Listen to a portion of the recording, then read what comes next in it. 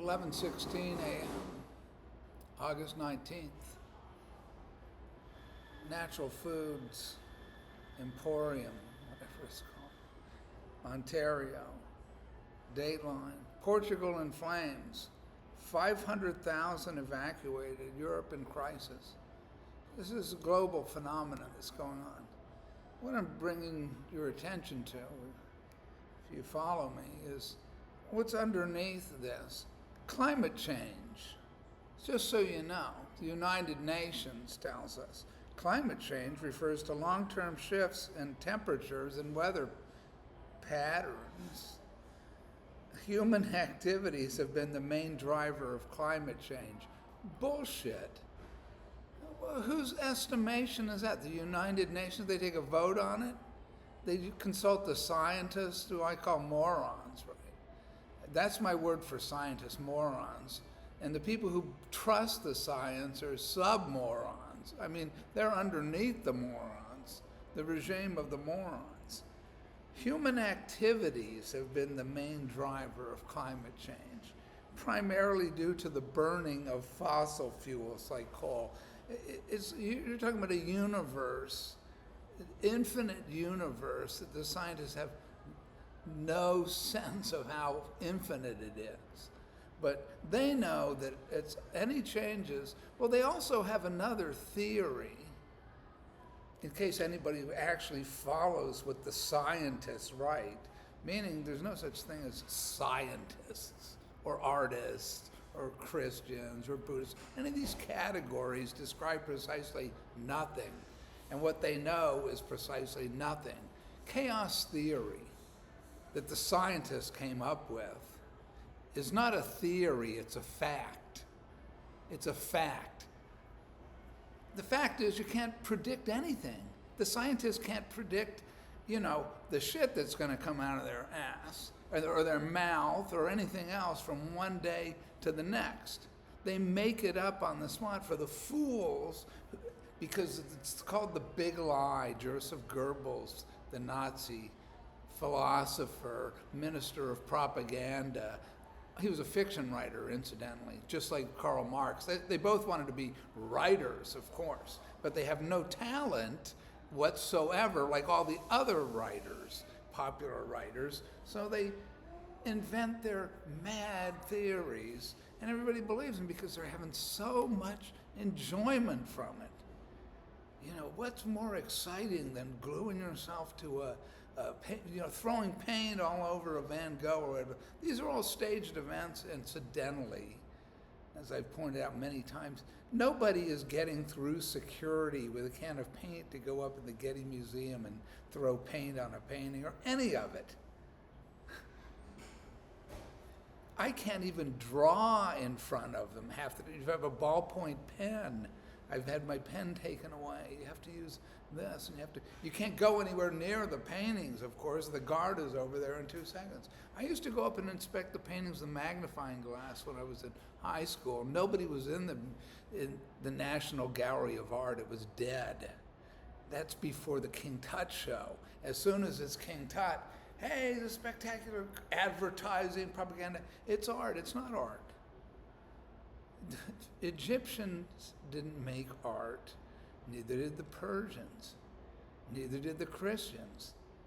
It wasn't called art, nothing was until it became part of the capitalist system, and then it's something you sell, and you buy and sell it. Plus you steal it, and you hide it away everywhere, and that's what they're doing now. But it's not their property, it's God's property. Chaos theory tells us how seemingly nothing is random, and nothing is unpredictable. You just have to be aware of God, and He'll tell you what's going to happen. You can't predict it yourself, but He can, since He is out of time, outside of time. And the human race is out of time. He's lost patience. They've pushed His patience to the limit, right? Unpredictable events can arise from systems governed by simple deterministic laws. Huh? What systems are governed by simple deterministic laws exactly, other than the scientists, pea brains on caffeine or cocaine or whatever, Sigmund Freud was on, or Karl Marx is on, or all the opiates of the people. Yeah, the opiates of the people that Karl Marx and the rest of them are in the 90s are opiates, or actual opiates. And the opiate of the people today is Karl Marx and Sigmund Freud and all the movies to write, this sex carnival, and we're going to change society. Hope, keep hope alive. You only have one hope. There's only one hope. It's in Jesus Christ, and that's, you don't have a snowball's chance in hell of getting out of your fated destination if you're following the scientists, or you're one of the scientists. That's prohibited from the Garden of Eden. The forbidden fruit is this science. Ask Mr. Science, Bill Nye the Science Guy. Hey, you can be anything you want to be. Plug it in. You can get smarter and smarter. Just keep your head plugged into us. In cyberspace, the powers of the air, principalities and powers of the air. So it's the idea that tiny changes and this is absolutely true. It's not the idea. It's tiny changes in initial conditions, meaning all conditions.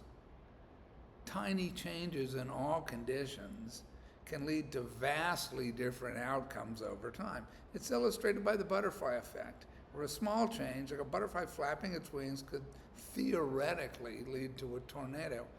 Anything can theoretically lead to anything else. But it just so happens that this is all controlled by the person who created all of it.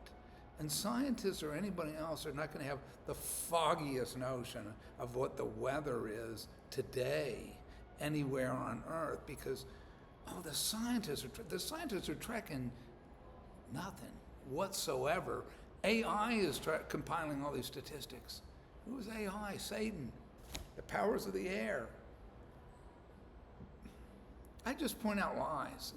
I just point out obvious lies. But people want to be able to determine the future, so they go to the futurists. Gerald Celente and Gregory Mannarino with the financial analysts. The stock market's up. How did it go up? Oh, because the tariffs. We got the negotiations. The stock market's up again today. Look, we're going to have the wars. It looks like all the indicators tell us this, and that's why you have a stock market, just like in 1929, it was somewhat located in reality. There actually were companies back then. It wasn't digital vapor. It wasn't people selling ideas like the scientists for how your, electric cars are going to run, your cyber electric truck cars and your robots and everything else. Well, all you have to do is take over a whole town and build, acres and acres of solar panels and plants for your computers, to draw energy that from the solar panels and the windmills. The scientists have figured it out. Isn't it wonderful?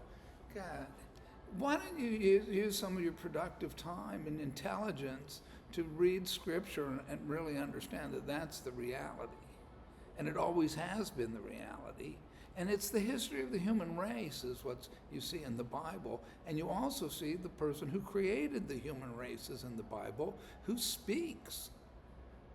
If you listen, be still and know that I am God does not mean to sit there with an empty mind. Then all the shit of the science and these mentally ill gurus and all the rest. The Carl Jung's is mentally ill. He's bipolar, delusional. If you want a diagnosis, like a professional diagnosis from somebody who's studied and been through Freudian psychoanalysis and Jungian psychoanalysis and all the mind games and all the alternative therapies, knows something about how my mind works and how other people's minds don't work, because they are listening to Carl Jung and Sigmund Freud. These are narcissistic personality disorders, demonic people, 33rd degree Freemasons in the case of Carl Gustav Jung and his red book, not the little red book, the big red book. It's the same as the little red book of Mao and of Catcher in the Rye and the Red Dragon. Hey, if you read the Bible, these things are, they're all clear, and it's clearly written through history. And all this other stuff. There are some people like this, my friend here, Dostoevsky, who's read it and who knows it, but nobody can read. They don't know what Dostoevsky is talking about because they have no spiritual beliefs, which are hard won. You don't have a spiritual belief by just watching the 700 Club or Eckhart Tolle and Oprah Winfrey and the panel of morons. See, he was put before a firing squad when he was a student radical, and he was shown mercy by the Tsar. That woke him up. And then he started a long spiritual journey, and he found out who God was, and it's in all his writings. This, from the beginning, notes from underground. That's his days and his doubts and where he found God.